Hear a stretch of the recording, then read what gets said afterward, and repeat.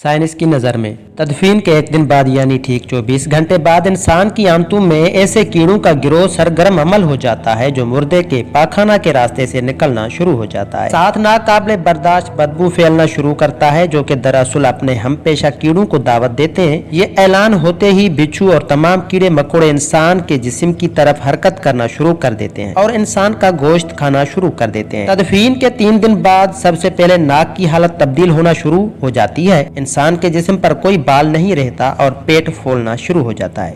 6 दिन बाद नाखून गिरना शुरू हो जाते हैं। 9 दिन के बाद बाल गिरना शुरू हो जाते हैं। 17 दिन बाद पेट फट जाता है और दीगर अज्जा बाहर आना शुरू हो जाते हैं। 60 दिन बाद मुर्दे के जिस्म से सारा गोश्त खत्म हो जाता है। इंसान के जिस्म पर बूटी का एक टुकड़ा भी नहीं रहता। 90 दिन बाद तमाम हड्डियां एक दूसरे से जुदा होना शुरू हो जाती हैं। 1 साल बाद हड्डियां बोसीदा हो जाती हैं और बिल आखिर जिस इंसान को दफनाया गया था उसका वजूद खत्म हो जाता है। तो मेरे दोस्तों, गुरूर, तकब्बुर, हिर्स, लालच, घमंड, दुश्मनी, हसद, बुग़्ज़, जलन, इज्जत, वकार, नाम, ओहदा, बादशाही, ये सब कहाँ जाता है? सब कुछ खाक में मिल जाता है। इंसान की हैसियत ही क्या है?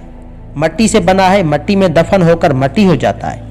5 या 6 फीट का इंसान कब्र में जाकर बेनाम व निशान हो जाता है। दुनिया में अकड़ कर चलने वाला, अपने आप को ताकतवर समझने वाला, दूसरों को हकीर समझने वाला, दुनिया पर हुकूमत करने वाला, कब्र में आते ही उसकी हैसियत सिर्फ मट्टी रह जाती है।